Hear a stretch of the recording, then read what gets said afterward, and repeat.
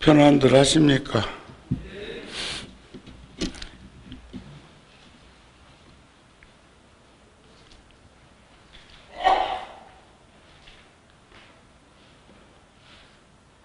제가 출가해서 살아오는 동안에 다양한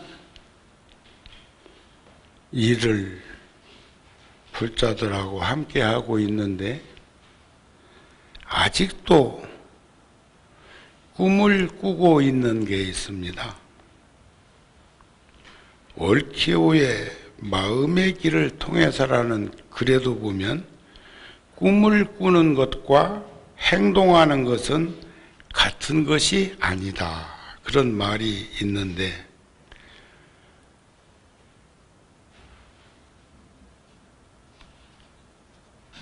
핑계 같지만 90년대 초에 고려 말에 소멸되어 버리고만 백고자 스님들이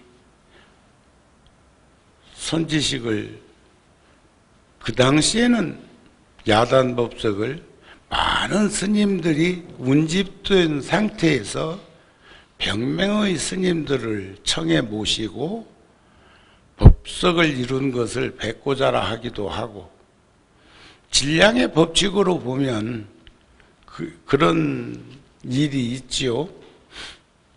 가로 세로가 적당하지 않으면 질량으로 열을 발생시킬 때 세로가 길면 높이를 올리고 가로가 길면 수평으로 키우면 거기에서 에너지의 기운은 그대로 파장을 일으키는데, 보편적으로는 같은 공간에서 같은 사이즈로 사방이 같은 것으로 하는 것이 바람직한 것이라고 생각은 합니다.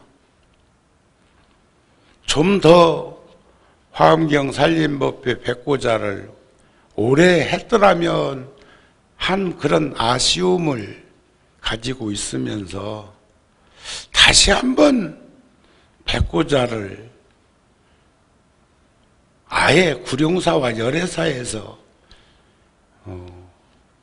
해보면 어떨까 하는 그런 마음을 가졌다가, 요즘 다들 80년대나 90년대처럼 그래도 내면의 세계를 들여다보고 부처님 품만으로 가까이 다가오는 그런 일들이 어떤 이유에서인지 낯설어지는 것처럼 보이는 이들도 있을 것 같기도 하고, 그래서 뭐 유튜브 방송도 합니다만 100일간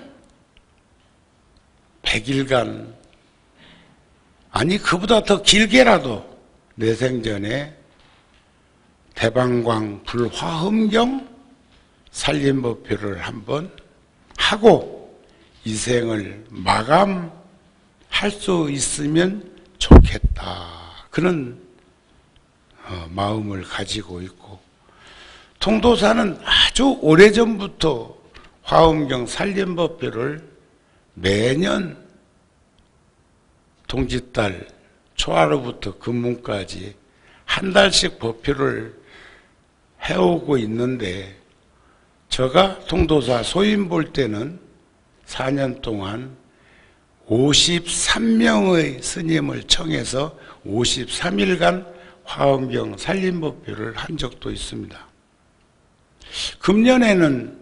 금년뿐이 아니고 여러 해 통도사에서 그 한 달간 법회하는 중에 저에게 시간을 배정하는 걸 보면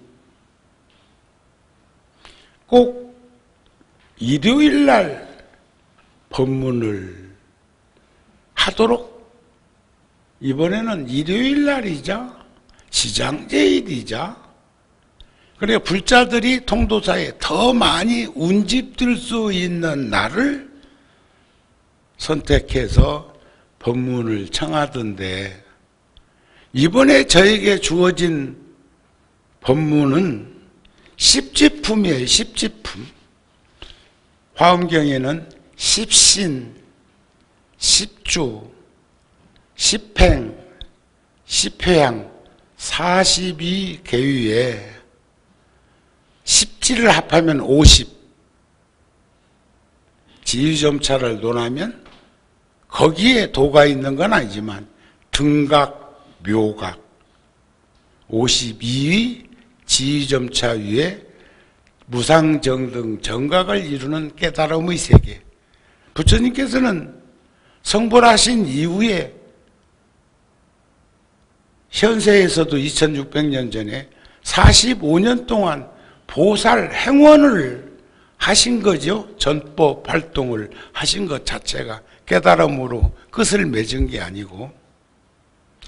그런데 80화엄경 중에 보현해공까지 하면 81권인데 십지품 저에게 오전 오후로 2시간 할당된 그 법문 시간에 80화엄경 중에 6권 분량 그걸 오전 오후로 나누어서 법문을 하라고 해서 지금 열심히 준비를 하고 있는데 준비만 할 게 아니라 시연회를 내가 인연 맺고 있는 곳에서 이거 2시간 가지고 감당이 되겠어요?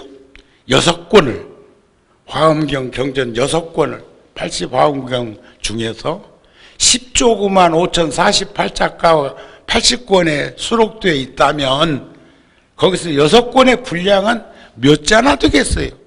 우리가 1시간 법문을 한다고 한들 경전만 봉독을 해도 1시간에 할 수 있는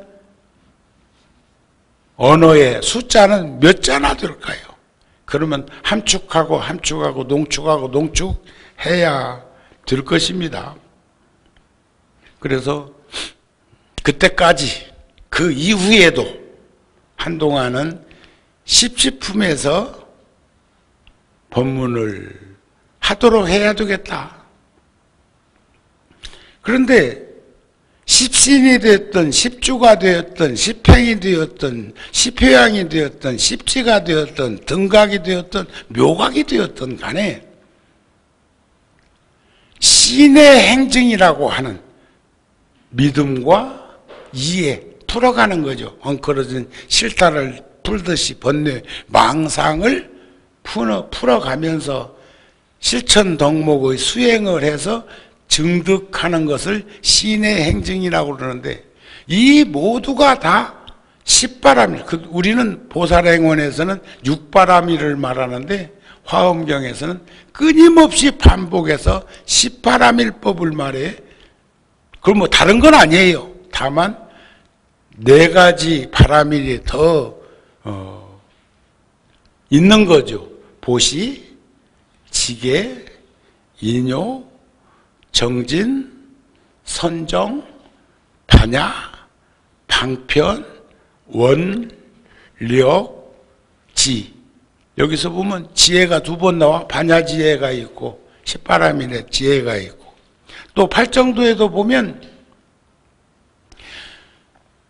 정견, 정사유, 정어, 정업, 정명, 정정진, 정정 이렇게 거기도 정신세계인 생각을 정사유라는 생각과 정사유는 인식기관과 인식대상과 인식작용에 의해서 생각하는 거죠.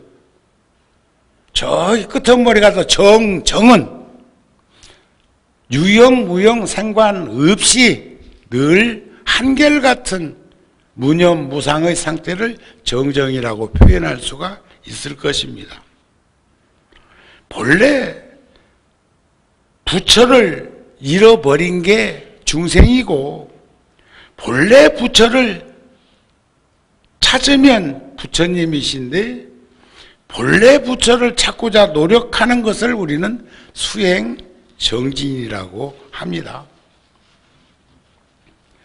여기서도 보면 삼고초려라는 말처럼 보살들이 끊임없이 일체 보살들이 계속 법문을 청하는데 부처님의 유실력을 입은 입장에서도 그냥 가만히 묵연하게 있는 거예요.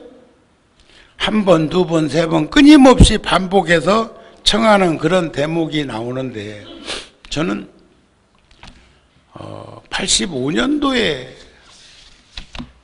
가유동 구룡사 적산가옥 집 한 채 있는 곳으로 85년도 음력 5월 초 하룻날 소임을 맡아서 와가지고 여러 가지 상황을 비추어 보고 개합된 생각을 행동으로 옮긴 것이 가유동은 적산가옥이기도 하고, 적산가옥이 뭔 말인지 알죠? 일본식 집, 일본 사람들이 식민지하에 있을 때 살던 집, 2층 집인데 청와대가 가까이 있어, 가유동이니까. 또 남산에서 보인다고 미관지역이요.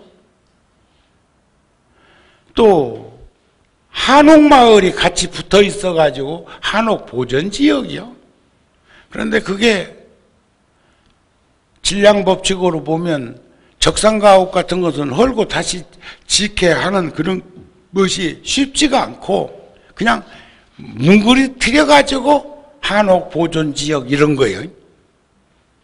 그래서 위에 집에서는 자꾸 넘어다 보고 내가 오자말자 통도사에서 돈 500만 원 차용해 와가지고 니엇거도 사고 삽도 구하고 해서 땅도 고르고 풀도 뽑고 마음을 담아서 거기에다가 투여를 하니까 아따야 여기서 아주 눌러 앉아 살란가배 이 집이 우리가 사면 좋겠는데 그랬던 것이 그곳이 이제 모 대기업의 오너 집이 바로 위에 집이었어요.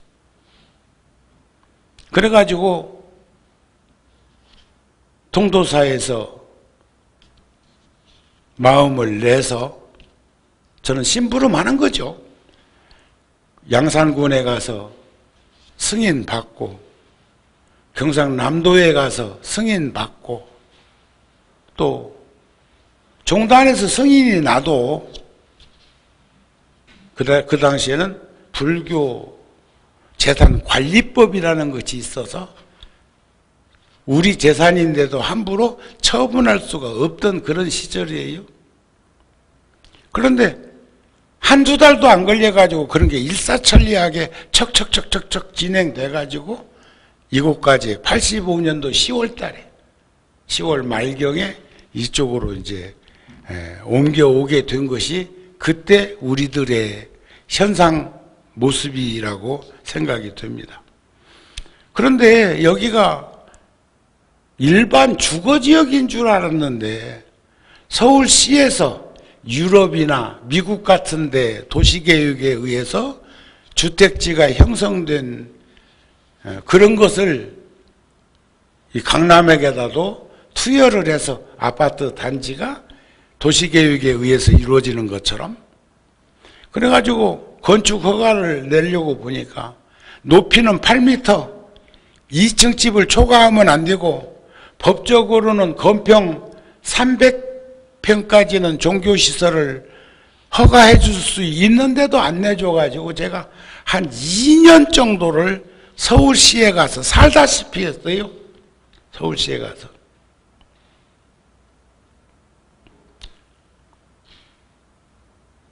이제 그쪽에서 짜증날만 하고 내가 힘들어지면 2층 집 세우던 데서 천막법당에서 기도하면서 일주일 이런 식으로 단식을 하면서 두문불출하다가 또 이제 서울시에 가고 그렇게 이제 할 때 한 계장이, 거기 건설국 계장이 나한테 귀뚜매진 게 있어. 이건 시장님 면담하지 않으면 풀어지지 않을 것이요. 다만 혹시 스님이니까 시장님을 뵙게 되거들랑 저 충현교회를 물고 늘어지시오. 충현교회. 충현교회 어디 있는지 아세요? 응? 역삼동 있는 거기에 큰 교회 있어. 김영삼 전 대통령이 다니던 교회. 근데 거기가 지도에 보면 전부 까지색 주거 전용 지역인데 거기만 딱 신세경. 여러분들 뭘 사고팔고 할 때는 지도의 색깔을 보고 검토해야 됩니다. 저는 강남구청에 가가지고 지도를 구해가지고 볼 적에는 흰색깔이었는데 서울시에서 여기를 2층 지역으로 묶어놓고 규제하는 거예요. 그런데 그때 그리고 단식이라도 하고 가면 꺼칠할 거 아니요. 눈은 더 빛나고. 그러면 내가 그때 깨달은 게 있어. 그 직원들이 매일 올 때는 짜증도 나고 귀찮기도 하는데 오다가 안 오니까 또 무지하게 또 궁금하게 생각하대. 절도 마찬가지요. 안 오던 니가 자주 오면 눈에 띄면 걱정합니다. 뭔 일 있나? 또 오던 니가 안 오면 어디 아픈가? 이사 갔나? 이런 걱정을 하게 된 것도 그때 내가 깨우친 거예요. 그때 한 직원이 귀뜸해 준 것이 충향교회를 물고 늘어지면 여기 구룡사도 뭔 일이 생길 것이오. 그때 건설국장이었던 분이 제가 근대사에 가장 제가불자로서 불교 공부를 하루에 보통 적게는 8시간에서 12시간 정도씩 공부를 하고 있는 거사가 정년 퇴직한 후에 경북지사도 했고 또 서울시장도 했고 성수대교 무너졌을 때.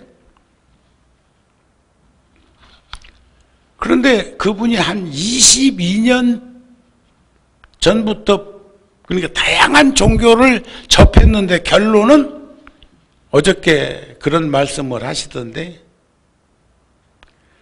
생과 사, 삶과 죽음, 마지막 숨을 거둘 때 미소 짓고 갈 수 있는 종교는 어떤 종교일까?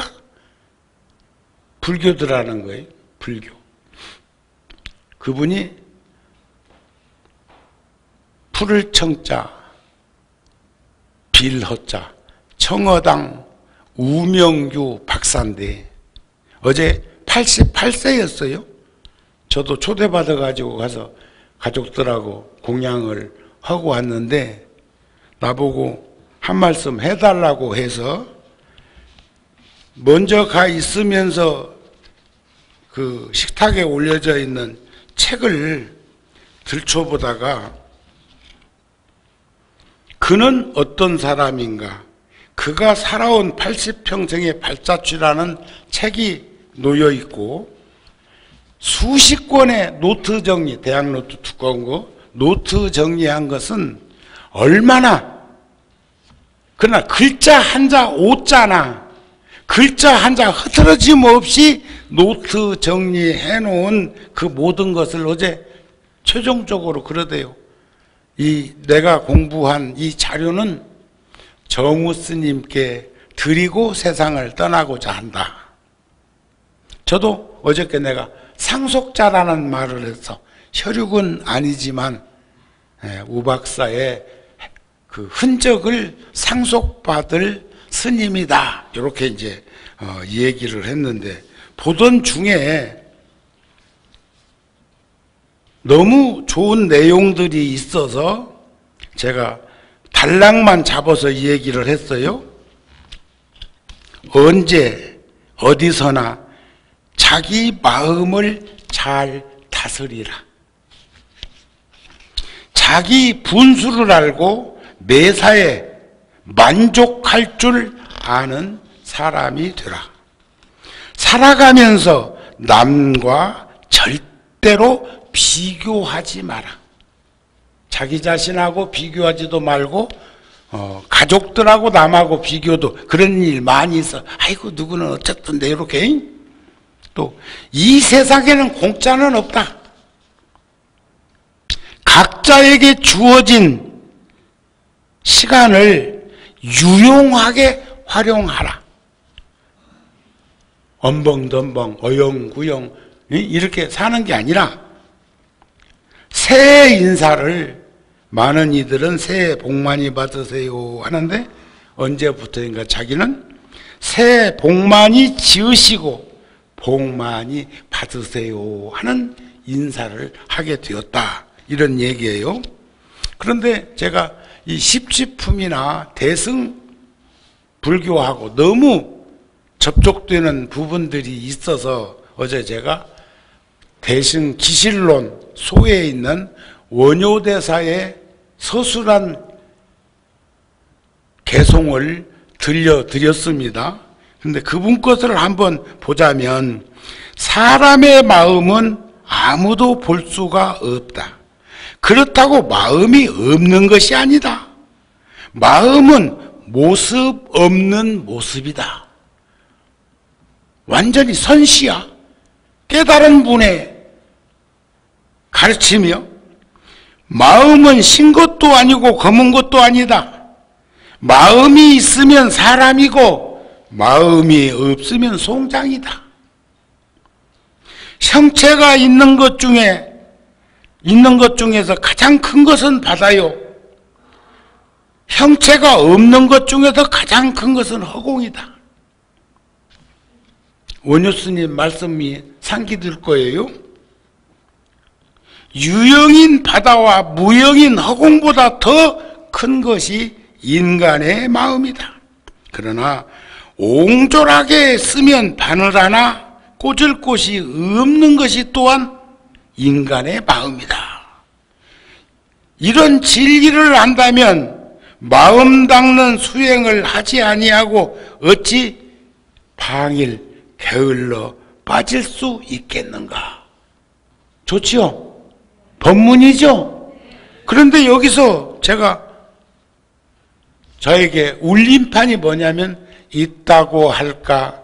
아니 한결같은 목숨이 텅 비어있고 없다고 할까? 아니 만물이 다 여기로부터 나오네. 그것은 대홍과 같이 사가 없는 것이다. 그것은 평등한 것이다. 지극히 큰 바다와 같이 공평한 것이다. 이런 말씀을 여기다가는 이렇게 표현한 것이 아닐까. 형체가 있는 것, 형체가 없는 것. 형체가 있는 것은 바다, 큰 바다. 형체가 없는 것은 허공으로 표기한 것이 아닐까. 심심심이 난가심이요 관시에 변벗게 하면 창나의 불용침이라. 마음을 마음이라는 마음이요 가히 만나기 어렵구나. 찾기 어렵구나. 지니기 어렵구나. 관시에 변벗게. 그러나 그 마음을 관해보니 우주 법계가 돌아도 어디 있는 줄 보이지 않아. 우주 법계가 마음속에 담기면 얼마나 작은지. 관시에 변벗게, 법계가 담아있는 창자의 불용침이라. 그러나 그 마음에다가 뭘 하나 세워볼까 꽂아볼까 하니 불용침 바늘끝도 용납되지 않는구나 하는 말씀도 하셨어요. 그러니까 22년 동안 거의 하루도 빼놓지 않고 하루에 8시간에서 10시간 정도씩 그렇게 공부를 하고 계신 그 모습과 수십 권의 노트 정리를 해놨는데 글자 한자 오자나 어저께 그래도 자신 있게 내가 써놓은 이 노트 중에 한 글자라도 오자가 있으면 그 오자를 찾아내면 10,000원씩 드리겠다고 하더라고요. 그리고 흐트러져 있는 글이 수십 권의 그 노트에 한 자도 흐트러져 있는 글이 없어. 사람들 보면 처음에는 정자로 쓰다가 끝머리 가면 흘림체로 해가지고 슉 쌓이너듯이 끝내는 수가 많은데 그분은 일심으로 시정일관 같은 마음으로 살고 있구나 하는 것을 목격을 하게 되었어요. 그것이 바로 뭐냐? 보리심이다. 보리심. 보리심. 보리심은 사홍서원이요. 중생을 다 건져오리다. 번뇌를 다 끊어오리다. 법문을 다 배우리다. 불도를 다 이루오리다. 초발심이 변성지 정각인 연유요. 광대무변한 자리 이타에 서원을 세우고 긴 시간 육바람일, 십바람일을 닦고 닦아서 보리심을 길러내서 보살도를 실천하게 되면 반드시 성불할 수 있다. 성불할 수 있다는 그런 확신과 믿음을 가지고 계시구나. 그리고 가족들하고 헤어질 때 잘 지내다 간다. 여한 없는 인생은 살지 못했지만 여한 없는 인생을 살려고 수고했다. 그분이 서울시 지하철을 완성시키는 2호선, 3호선, 4호선, 5호선 7년간을 지하철 터널 속에서 살았다고 하시더라고요. 어저께 말씀 중에. 그래서 그게 이제 어찌 보면 삼매죠, 삼매. 저도 지나온 시간 되돌아보면 몽리, 몽몽이, 6675, 각900이 무대천인지는 모르지만 꿈속에서 꿈을 꿀 땐 꿈인 줄을 모르다가 꿈을 깨고 보니까 무대천이요. 아무것도 없는 세상을 목격하고 있는지는 모르겠지만 최소한 정우 스님도 10년 내지 15년 구룡사에서 살아오는 동안에 37년 중에 적게 잡아서 한 10년은 좋게 이야기하면 삼매에 들어있었어. 시간이 언제 간 줄 모르고 시간이 지나가서. 그렇다고 시간이 정지되어 있어가지고 그런 건 아니에요. 시간은 똑같이 가는 거예요. 일각이 여산추인 사람도 시간은 가고 있고 1년 만년으로 사는 사람도 시간은 똑같은 속도로 가고 있을 뿐이요. 그런데 어떤 사람은 한 생각이 만년을 지나도 한 생각으로 사는 이도 있고 어떤 이는 일각 15분도 여삼추 천년 만년 사는 것처럼 힘들고 지루하고 어색한 인생을 살고 있는 사람들도 있는 것은 사바의 현실인 것을 봐야 되지 않을까. 그래서 여기에서도 이제 몇 번을 그렇게 권청을 해도 가만히 있던 보살이 불자들이여 모든 보살의 서원이 매우 분명하게 결정하나니 혼잡함이 없으며 볼 수 없으며 광대하기 법궤와 같으며 광대무변하기가 법궤와 같으며 끝없기 허공과 같아서 오는 세상이 끝날 때까지 이르르며 모든 부처님의 세계에 두루하여 일체 중생을 구호하며 일체 모든 부처님의 보호하는 바가 되어 과거, 현재, 미래 모든 부처님의 지혜인 지위에 들어간다. 전에 한번 그런 말씀 제가 드린 적이 있었는데 직지사에 관흥 노스님이 구룡사 오셔가지고 지금도 늘 아쉬운 것은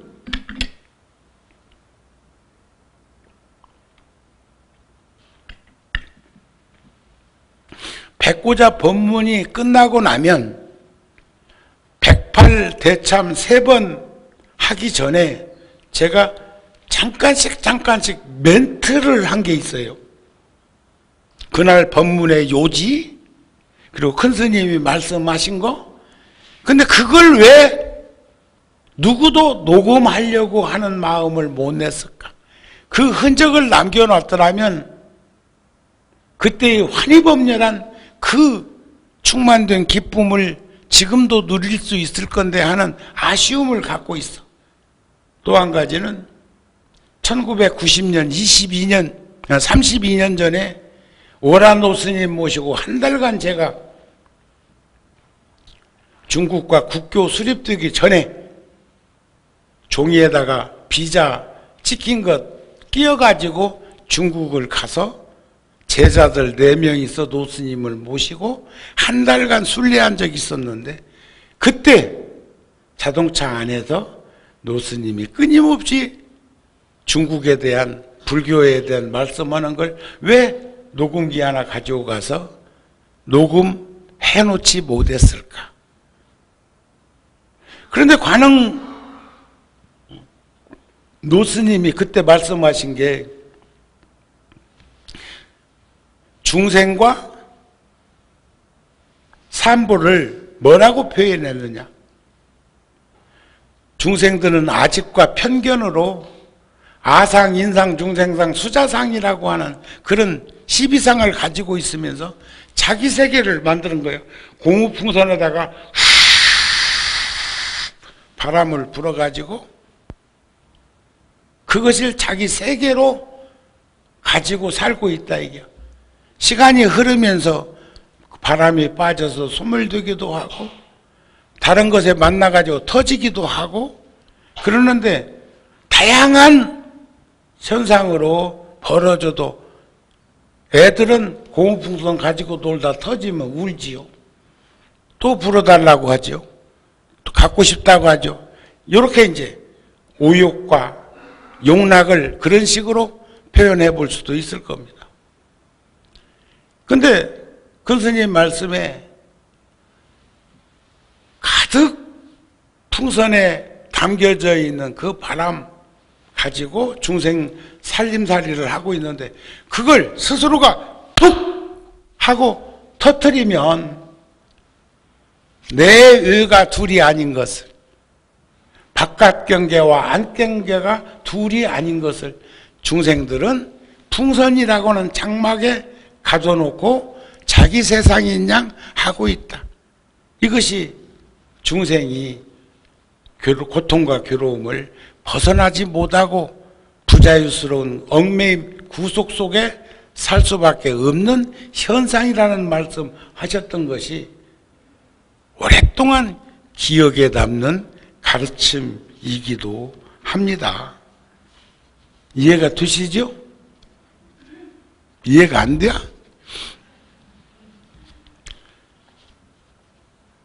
불자들이여, 보살이 이런 지혜를 구족하면, 지금 이런 주에 고무풍선 탁 하고 터뜨렸을 때 둘이 아닌 경계, 불일불이한 그 경계를 구족하면 불법성 삼보의 종성이 영원히 끊어지지 않게 되나니, 보살이 중생들로 하여금 보리심을 내게 함으로 부처님의 종성 끊어지지 않게 하며 중생을 위해서 항상 법장 닮아 법장을 열어 보이므로 법보의 종성이 끊어지지 않게 하며 교법을 잘 받들어 어기지 아니하므로 승보의 종성이 끊어지지 않게 한다. 지금 십지에서는요, 삼보도 거룩한 부처님, 거룩한 가르침, 거룩한 스님, 승가 공동체를 다른 데에서는 말하고 있는데, 승가 공동체가 보살이요. 자, 한 경계가 달라졌어. 각 유정이라고 그래서 깨달은 분, 깨닫고 있는 분, 깨달을 수 있는 분이 보살인데, 여기서는 승보가 보살이요. 이런 것들도 우리가 확실하게 들여다볼 수 있었으면 좋겠다. 십지품의 실체, 매우 분명하고 확실한 결정을 6구절로 구분짓는다. 분명해서 혼잡함이 없으며 높고 높아서 다른 지위에서는 볼 수가 없으며, 부처님을요, 부처님 이제 그 티베트 불교는 지금도 보면 아무리 키 큰 사람도 달라이라마 스님 옆에 가서 사진을 찍거나 그 옆을 지나갈 때는 굉장히 허리를 구부려 가지고 낮춰서 걸어가는 모습을 화면에서도 보실 것입니다. 보았을 것입니다. 그런데 부처님은 누구도 부처님의 정수리를 본 이가 없대요. 그래서 나는 부처님이 도력이 높아서 늘 중생들보다 한 뼘씩 한 뼘씩 더 커지는 키를 갖고 있는 도력이 있는가, 젊은 시절에는 그런 생각도 해본 적이 있는데, 그게 아니라 내가 나를 낮춤으로, 여기서 지금 말하는 거예요. 높아서 다른 지위에서는, 다른 지위, 십신, 십주, 십행, 십비환, 등강, 묘각, 여기에서는, 십지에서는 볼 수가 없으며, 법이 넓고 크기가 법계와 우주 법계와 같으며, 그 끝이 허공계와 같고, 보현행원품에 보면 중생계가 다하고 허공계가 다하고 중생의 본리가 다하고 해도 나의 이 서원은 다함이 없다는 말씀이 있는 것처럼, 그 끝이 허공계와 같아서 먼 미래까지 이르르며, 먼 미래, 우리는 미래는 모르잖아요. 지금까지는 잘 살았는데 앞으로의 일은 몰라. 모르는데 느끼고는 있어. 인과가 분명하고 윤회를 부정하지 않는 입장에서 선인선과 악인업과 내가 잘 살았는데 험한 꼴이 있겠냐? 응? 또 있다면 과거생에 지은 혹이 아직도 덜 떨어졌구나 하고 생각해 볼 수도 있는 거란 말이. 십지의 법이 일체 세계에 두루하여 일체 중생을 다 구호하며, 십지의 법은 일체 모든 부처님의 보호할 바가 되어, 이 십지법은 모든 재불보살님이 보호해 삼세 과거 현재 미래의 모든 부처님의 지혜와 지위에 다 포함되어 있다. 공무풍등 턱 터지고 나니까 너 거기 있던 거니까 오지 마 하고 밀어내나요? 우리가 바다에서도 마찬가지잖아요. 강은 제가 불교대학 공부할 적에 드렸던 기억이 있는데, 이제 서양 철학사에서도 보면 그 철학자들 가운데서도 나임리즈, 낙천주의자, 쇼펜하우어, 염세주의자, 뭐 이상주의자, 뭐 이런 식으로 얘기를 안 합니까? 염세주의자라고 했던 쇼펜하우어도 그래 보면 염세주의자는 할 수 없는 말을 한 말들이 많습니다. 내가 전 재산을 사기당했다고 치자, 잃어버렸다고 치자, 나는 조심이라는 것을 배웠으니까.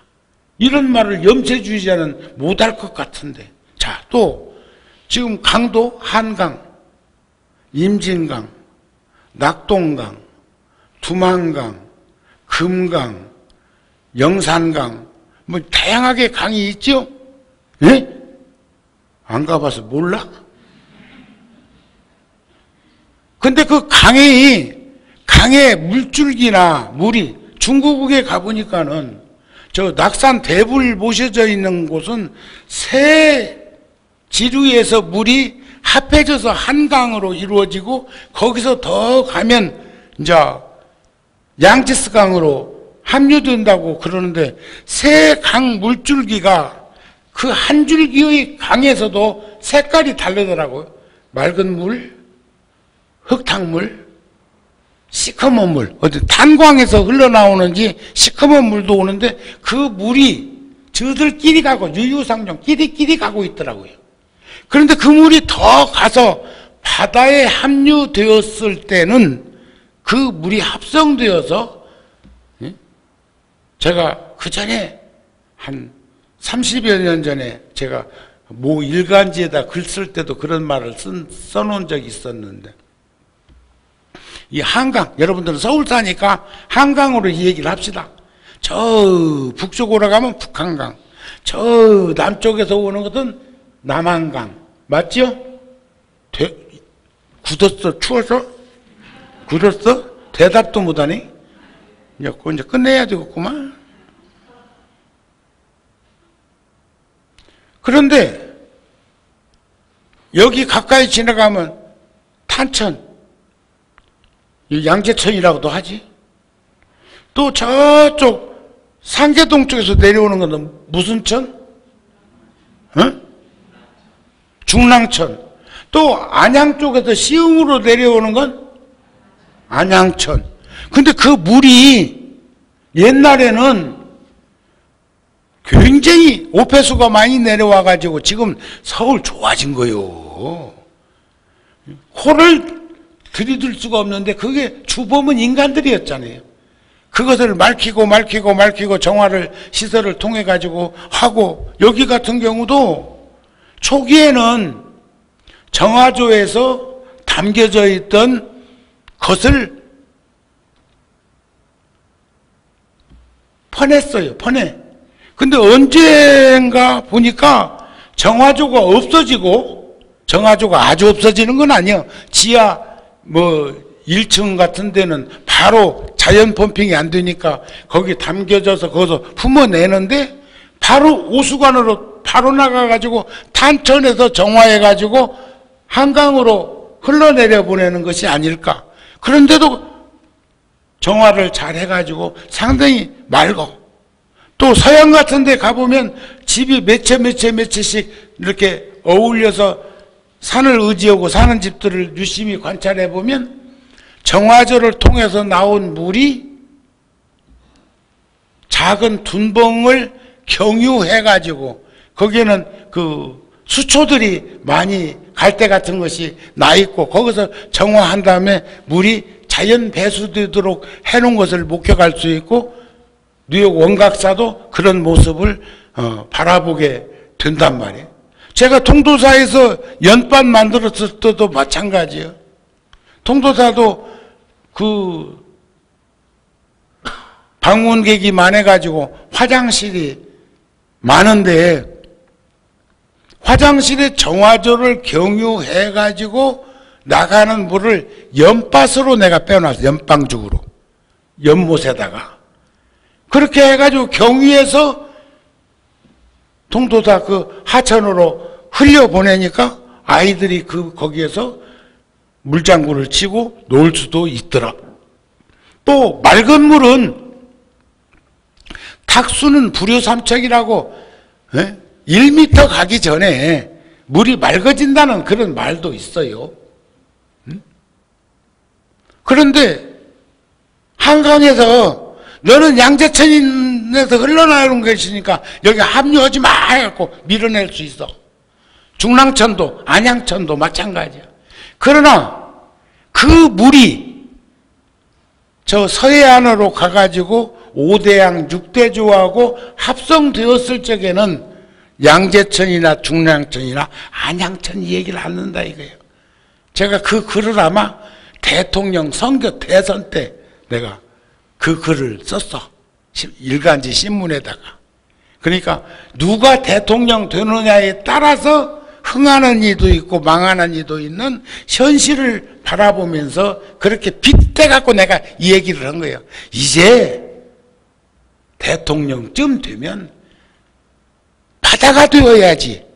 한강이니 누구는 저 낙동강 의지에서 왔다고 경상도 출신이라고 해서, 또 충청도 출신이라고 해서 금강이니 저 백제에서 왔다고 해서 영산강이니, 그런 식으로 해가지고 그렇게 했어야 되겠느냐 하는 말을 은유해가지고 이 얘기를 했는데, 들은 사람이 몇이나 있을까 몰라. 지금까지도 그러는 거 보면. 응? 더 정치적인 얘기는 않는 게 좋겠지. 그런데 부연에서 십지품에서 보면 어떤 것을 보살이 지혜의 지위라고 합니까? 어떤 것을 지혜의 지위에 10가지가 있습니까? 3세의 모든 부처님이 이미 말씀하셨고 항차 장차 말씀하실 것이고 지금 말씀하고 계셔. 과거 현재 미래의 부처님이 과거 부처님은 말씀하셨고 현재의 부처님은 상주설법하고 있고 미래에 오실 부처님도 이 말씀을 꼭 하실 것이다 그 말이야. 이해가 되셨습니까? 그것이 무엇인가 하니까 자 내가 한번 읽어드릴게. 들어보세요. 이제 그리고 나서 이제 다음부터는 요것을 하나씩 단락을 잡아서 해야 되는데 이 십지품이라고 하는 것이 경전이 몇 권이라고 그랬죠? 6권. 80권 화엄경 중에 6권이 이 39품 가운데에 한 품이 6권이나 되는 분량을 2시간으로 법문을 하라 했고 아직 지금 십지품에 대한 품도 얘기 못 해주고 있는데 벌써 시간이 다 됐어. 응? 불자들이여 무엇이 10가지인가? 하나는 환희지요, 둘은 이구지요, 셋은 발광지요, 넷은 염해지요, 다섯은 난승지요, 여섯은 현전지요, 일곱은 원행지요, 여덟은 부동지요, 아홉은 선해지요, 열은 법운지이니라.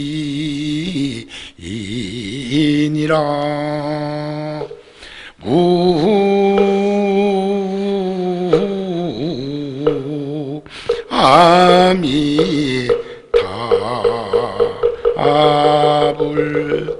그러니까 아까 말씀드린 대로 지금 방금 이 십지를 말씀하는데 무려 6권의 경전을 빌려서 서술하고 있다 이런 말씀입니다. 우리가 이제 인터넷 부타 TV를 통해서도 송출할 거니까 오늘은 여기까지만 하기로 하고 내일 모레 이제 보름날 또 이제 십지에 대해서 연결 지어서 열애사가 가지고 제가 법표를 할 때도 말씀을 드리고 하여튼 이걸 이제 하여튼 간에 12월 11일 날인가가 지장제일이고 일요일인데 그때 통도사 가서 2시간 법문을 해야 할 것을 좀 더 함축해가지고 정리하는 기간으로 같이 공부하는 시간이 되었으면 좋겠습니다. 그런 말이에요.